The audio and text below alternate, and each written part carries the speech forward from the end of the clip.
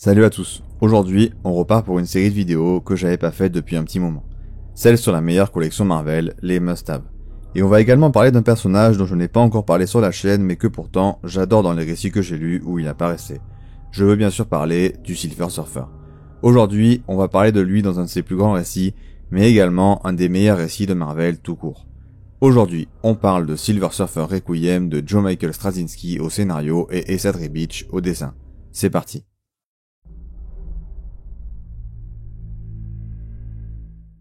La carrière de Silver Surfer a été longue et mouvementée, mais aujourd'hui, les pouvoirs conférés par Galactus s'épuisent et le héros argenté sait qu'il ne lui reste plus beaucoup de temps à vivre. Méditant sur ses réussites et ses échecs, le Silver Surfer décide de retourner sur Zenla, la planète qui a vu naître Norinrad.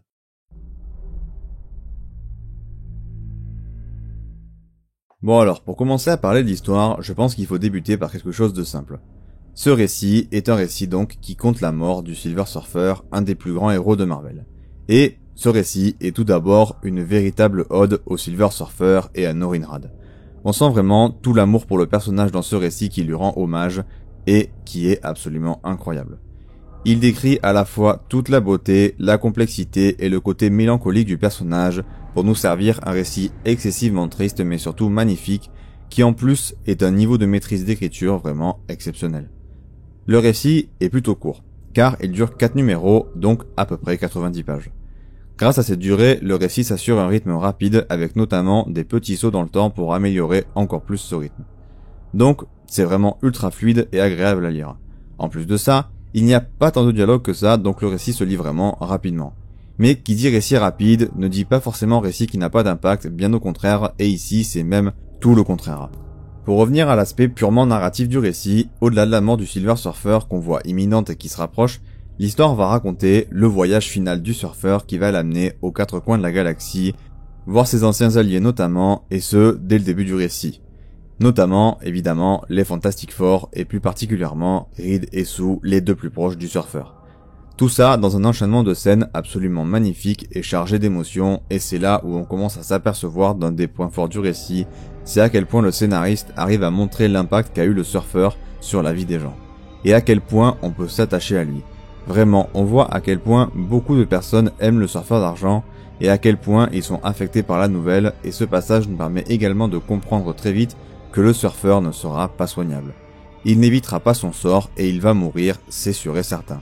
Ça permet du coup de se concentrer non pas sur sa quête de guérison, mais sur son dernier voyage, et sur ce qu'il veut laisser comme trace finale dans l'univers. Par la suite, on va avoir le droit à des flashbacks qui vont en quelque sorte retracer le parcours du surfeur d'argent durant toute sa vie. On va donc voir l'arrivée de Galactus sur sa planète à l'époque où il était Norinrad. On voit aussi donc le début de son existence en tant que Silver Surfer après sa première rencontre avec Galactus. Puis le récit de la première venue de Galactus sur Terre et de sa trahison envers Galactus.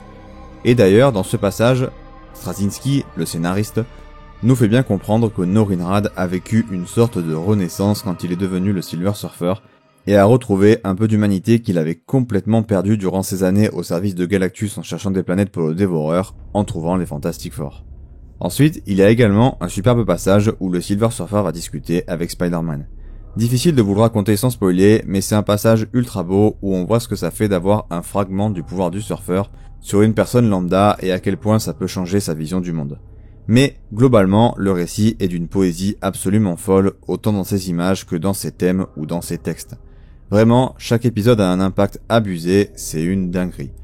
Et ça, tout en poésie, tout en beauté, c'est magnifique. Par exemple, l'auteur a une façon de raconter l'espace de manière très sereine et douce, et nous permet de le voir comme un endroit superbe et plein de sérénité. Évidemment, le récit possède quelques scènes plutôt surprenantes, avec quelques rencontres et apparitions de personnages notamment.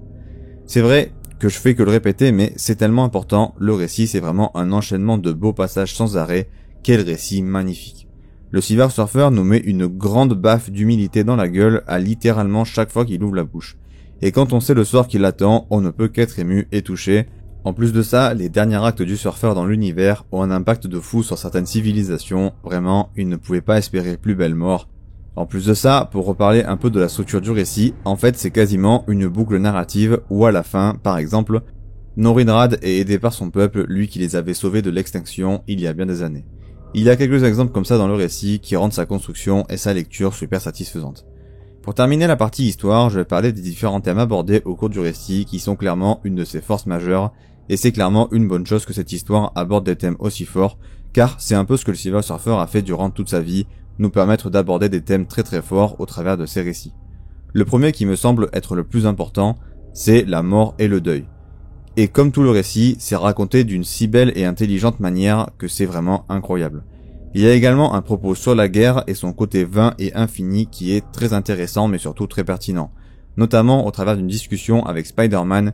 Le surfeur fait d'ailleurs une critique de l'humanité, pour lui qui ne vient pas d'ici mais les a côtoyés pendant des années et a compris assez simplement leurs problèmes mais n'a jamais trouvé une manière de les aider. Et également, il y a un discours sur le fait que même le surfeur avec des pouvoirs cosmiques ne peut régler les problèmes de l'humanité. Et je trouve que c'est vraiment un message très fort et il fonctionne super bien avec le récit, c'est juste excellent. Mais sans plus tarder, passons aux personnages qui sont aussi une part très importante du récit.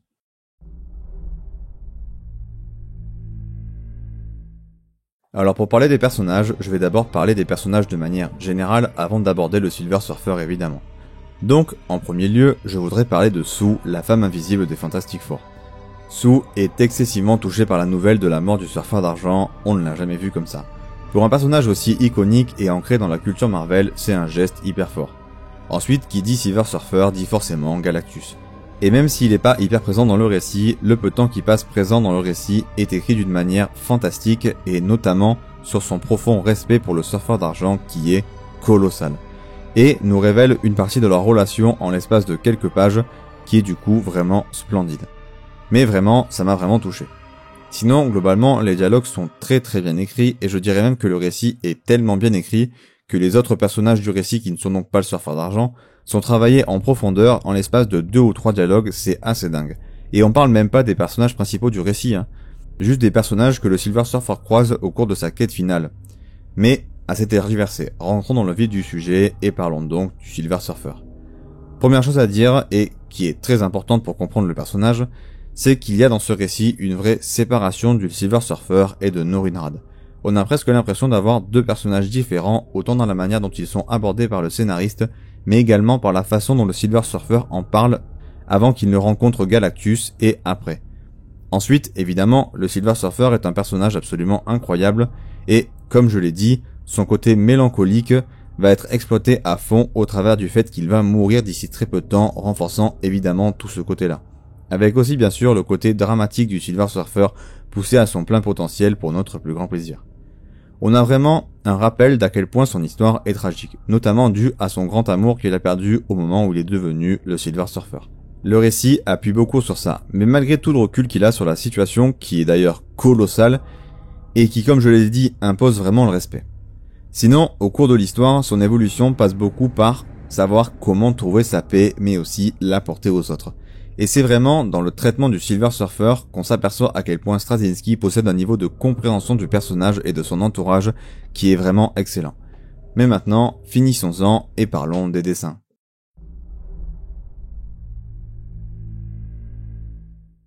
Comme je l'ai dit au début de la vidéo, c'est Esad Ribić qui est au dessin, et bordel que ce dessinateur est incroyable. Franchement, son trait est complètement fou. Le trait de Esad Ribić est tellement particulier, mais il fonctionne vraiment beaucoup trop bien sur ce récit. De toute façon, c'est un artiste qui est parfait pour dessiner des divinités ou des affrontements plus grands que l'homme. Il est trop fort pour ça, et son dessin rend tout de suite chaque récit à part. Vraiment, personne d'autre aurait pu dessiner ce récit aussi bien que lui, j'en suis convaincu. Le récit a ce côté fresque épique vraiment ancré dans chaque page.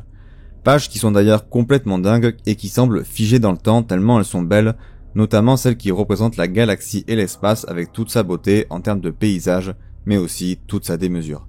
Vraiment, le travail de Esad Ribić est absolument incroyable et le récit mérite d'être découvert ne serait-ce que pour son trait.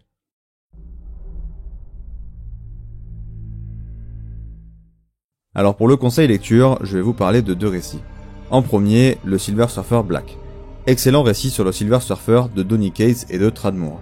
Assez complexe et redéfinissant pas mal de choses sur le personnage et complétant parfaitement le run de l'auteur sur Venom et les Gardiens de la Galaxie, et Thanos également. Et deuxièmement, je vais vous conseiller Thanos vs Silver Surfer. Un récit absolument incroyable qui se déroule juste avant la fameuse histoire du gant de l'infini où Thanos va exposer au Silver Surfer les raisons de ses actions juste après sa renaissance. Et quel sera désormais son objectif, et c'est un récit fantastique à lire à tout prix, même si c'est un peu old school. Voilà, c'est tout pour cette vidéo sur le Silver Surfer, j'espère qu'elle vous aura plu. N'hésitez pas à lâcher un like si c'est le cas, et surtout, n'hésitez pas à aller me follow sur Twitter, ça fait toujours plaisir. Sur ce, c'était Day One, et à la prochaine.